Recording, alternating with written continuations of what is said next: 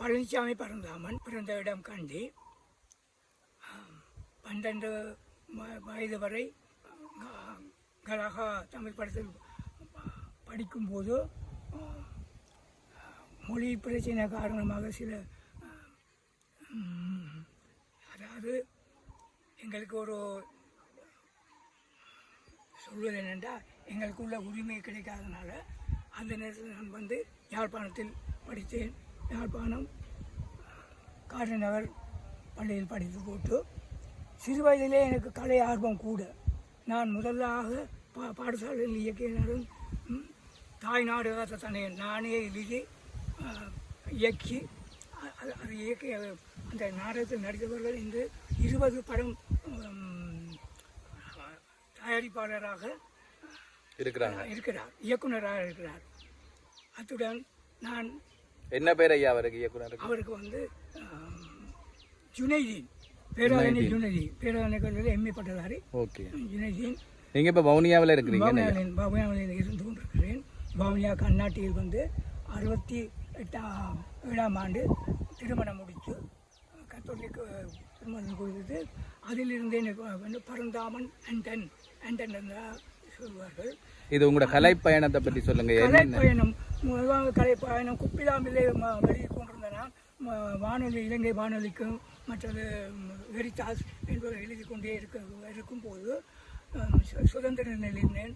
அதை தொடர்ந்து எழுதி கொண்டு பல கதைகளை, சிறு சிறு நாடகங்களை அந்த ஊரிலே அரங்கேற்றினோம். அரங்கேற்றி கொண்டு நான் என்னுடைய நாடகம் மட்டும்தான் செய்கிறீங்க? நாடகம், இலக்கியம், கவிதைகள் எல்லாமே செய்து கொண்டிருக்கிறேன். சமகாலத்தில் வந்து எனக்கு என்னுடைய கலைப்பயணத்துக்காக வேண்டி 40 கலைப்பயணத்துக்காக வேண்டி தேசிய விருது கிடைச்சது, கலாபூஷணம் விருது கிடைச்சது.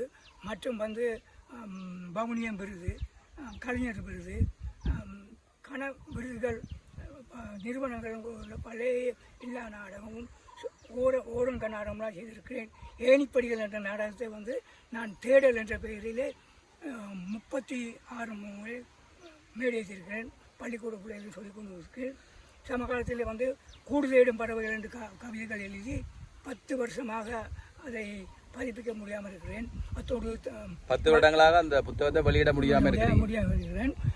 அத்தோடு வலம்புரி என்ற ஞாயிறு இதழில் தமிழினியன் என்ற இதில் எழுதி கொண்டிருக்கிறேன்.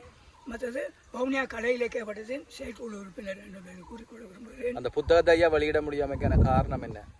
நிதி போதாமை, நிதி பிரச்சனை. என்னுடைய வயது வந்து இப்போ 80, இந்த மாதம் 15ஆம் தேதி 80 எட்டுவதால் எனக்கு அதற்குரிய வாய்ப்புகளும் கிடைக்கிறது, வசதியும் இல்லை. அதனால் அந்த புத்தகத்தை வெளியிட முடியவில்லை. ஐயா, நீங்கள் எங்களுடைய மக்களுக்கு என்ன சொல்ல விரும்புகிறீங்க ஐயா? எங்களுடைய மக்களுக்கு, அதாவது நாம் இங்கே தமிழர்கள் என்ற ஒரே நாமத்தில் இருக்கின்றோம். எத்தனையோ தொன்மையாக இருந்தால் கூட தொன்மை என்று பேசிக்கொண்டிருக்க முடியவில்லை. எங்களுடைய இன ரீதியான தமிழ் பேசும் இனம் ஒன்றிணைந்து ஒரே வழியில் தமிழர்கள் என்ற ஒன்றிணைய வேண்டும். என்னுடைய விருப்பமும் அதுதான். நாங்கள் இழந்தவை பெற்றுக்கொள்ள முடியாவிட்டாலும் நாம் இருப்பதை நாம் காத்துக்கொள்ள, புலம்பெயர்ந்து போனவர்களை பற்றி கவலை இல்லை. ஆனால் இங்கே இருப்பவர்கள் நாங்கள் அடம்பன் கொடியும் இரண்டால் மிடுக்கு என்பது போல் சேர்ந்தாலே ஒழிய எங்களை வெற்றி பாதிக்க முடியல. அடுத்த தலைமுறை சரி அவர்கள் நிமிர்ந்து விடுதலையோடு வாழ்வதற்கு எங்களுடைய ஒற்றுமைதான் அவசியம். அவசியம்.